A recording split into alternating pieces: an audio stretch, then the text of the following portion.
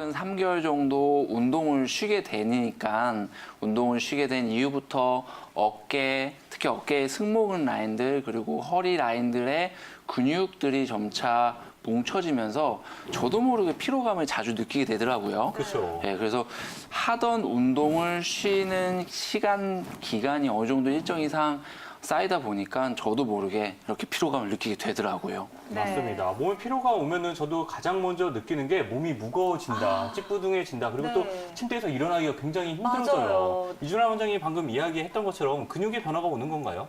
그렇죠. 이 근육이라는 거는 쉬어주는 것도 근육의 컨디션에 많은 영향을 미치지만 운동을 꾸준하게 함으로써 긴장과 이완을 반복하는 것이 근육 건강에 매우 좋습니다. 이러한 운동과 적절한 휴식이 받쳐줘야만 건강한 근육 상태를 유지할 수 있고요. 헬스장에서 이 벌크업, 그러니까 이 근육의 볼륨 자체를 키우시는 분들이 많지만 그분들이 오히려 근육통들을 많이 호소하시는데요. 이는 적절한 이완이 없기 때문에 긴장 플러스 긴장은 결국 근육의 피로도가 쌓이고 자신의 피로도도 같이 상승하게 되지요. 또한 이 근육에는 이런 운동의 생활 패턴도 중요하지만 식습관, 영양분에 어느 정도 양질의 영양분이 들어오는가도 근육의 컨디션 영향을 많이 미칩니다. 그렇기 때문에 요즘 현대인들 패스트푸드 많이 드시고요. 그리고 편의점 음식들 많이 드시는 분들, 밀가루 음식 좋아하시는 분들은 근육의 긴장도도 알게 모르게 증가하면서 저는 운동을 열심히 하고 헬스 아니면 필라테스도 하는데 근육이 많이 뭉쳐요. 그런 분들 중에서도 음식 조절 잘 안 되시는 분도 있기 때문에 이렇게 음식 영양 공급도 근육 컨디션에 큰 영향을 미친다는 점 알고 계시면 도움이 되시겠습니다. 몸이 피로한 상태 말고도 다른 질환들도 올 수 있나요? 많은 분들이 자신의 기저질환이 있는가 해서 이 병원에 가셔서 검사를 받습니다. 그렇죠. 피로감을 호소해서 병원에서 검사를 받았을 때 갑상선 질환 쪽에서 이제 갑상선 항진증 그 시간이 오래됐을 때는 저하증까지 그쵸. 진행되는 경우가 많습니다. 이러한 경우에 갑상선 관련 약을 복용하게 되시죠. 하지만 갑상선 질환이라는 거는 갑상선에 어떤 혹이 생기거나 아니면 암이 생기는 거는 그거를 치료를 해야 되지만 갑상선의 수치가 올라간다는 거는 그 자체로 병이라고 볼 수도 있지만 하지만 갑상선은 우리 몸의 상태를 나타내는 거울이라고 보시면 됩니다. 제 자신의 몸에 자꾸 침체되고 피곤하면 갑상선에서 나의 몸을 다시 일으키려고 레버 조절을 하는 거죠. 그렇게 갑상선에서 우리 몸을 일으키는 호르몬들을 방출하는 것이고 그렇게 나의 몸을 흥분시키는 쪽으로 가기 때문에 그것은 나의 갑상선 수치가 올라간 게 병의 원인이 아니라 내가 피곤하다는 상태를 나타내는 거울이라고 보시면 되기 때문에 갑상선 수치를 치료하는 것이 나의 병의 질환을 치료하는 것이 아니라 내가 건강해지고 나의 전반적인 체력이나 컨디션이 좋아진다면 자연스럽게 갑상선 수치들도 정상 수치로 돌아옵니다. 그렇기 때문에 한 번쯤은 갑상선 약을 드시기 전에 한의원에 오셔서 상담 받아보시고 적절한 치료 방법이 있다면 그걸 통해서 먼저 치료를 하시는 것이 좀 더 현명하지 않을까 싶은 생각도 듭니다. 이렇게 잠자는 시간이 변경되는 경우가 그렇죠. 굉장히 많으세요. 그래서 이런 시간 변경 때문에도 많은 분들이 고생을 하시는데 이게 피로하고도 직접적인 연관이 있겠죠? 많은 분들 중에서 생리통 때문에 이제 생리통이나 아니면 무월경 때문에 한의원에 오시는 분들이 계시는데요. 그분들과 이제 상담을 통해서 몇 가지 질문했을 때 좀 공통적으로 나타나는 점이 있습니다. 어떤 점이냐면 밤낮이 바뀐 분들 중에서 무월경 내지는 지나친 생리통을 호소하시는 분들이 많습니다. 이렇게 밤낮이 바뀌는 것은 우리 몸의 호르몬에 많은 영향을 미칩니다. 이거는 남녀노소를 불문하고 이렇게 인체의 어떤 호르몬의 주기라든지 아니면은 영양분에 대해서 많은 영향을 미치기 때문에 나는 밤낮이 바뀌었어도 6시간씩은 잡니다. 그렇기 때문에 나의 건강은 괜찮을 겁니다라고 생각하시는 분들도 계시지만 사실 그거는 오해입니다.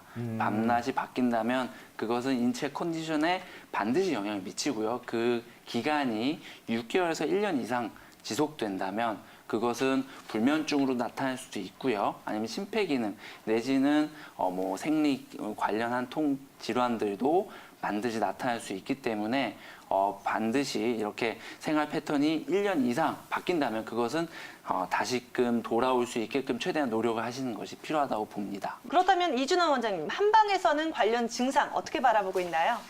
예, 지금 환자분께서 호소하시는 이 기온차에 따라서 쉽게 기침을 하거나 쉽게 가래가 생기는 상황인데요. 이는 외부 온도에 따라서 자신의 기관지 내부 벽이 온도나 아니면 습도에 쉽게 반응하지 못하고 딱딱한 상태, 부드럽지 못한 상태로 계신 상황이라고 보시면 됩니다. 그렇기 때문에 자신의 기관지가 점차 건조해지는 상황이라고 보시면 됩니다.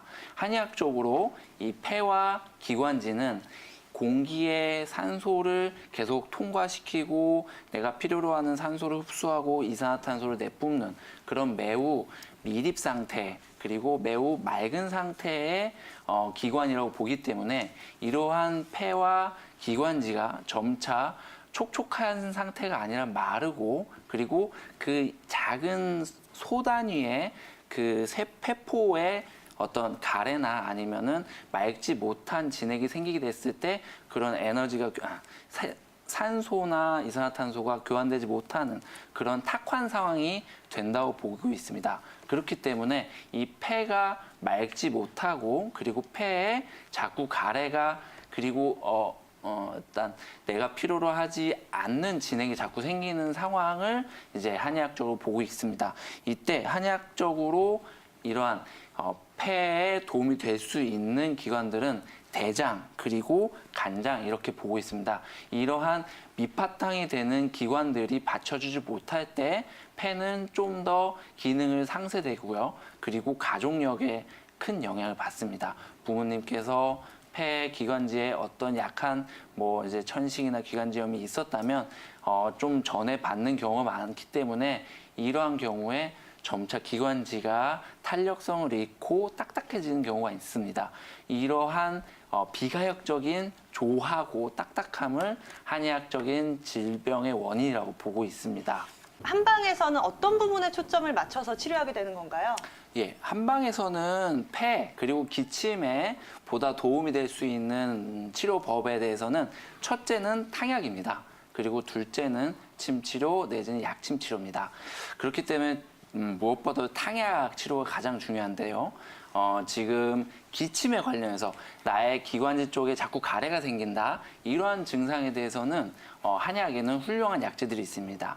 맨 처음에 뭐 폐모 그리고 천화분 그리고 황기, 복령 이런 여러 가지 약재 중에서 환자분의 체질에 맞춰서 처방을 한다면은 이 가래를 적극적으로 개선할 수 있고요.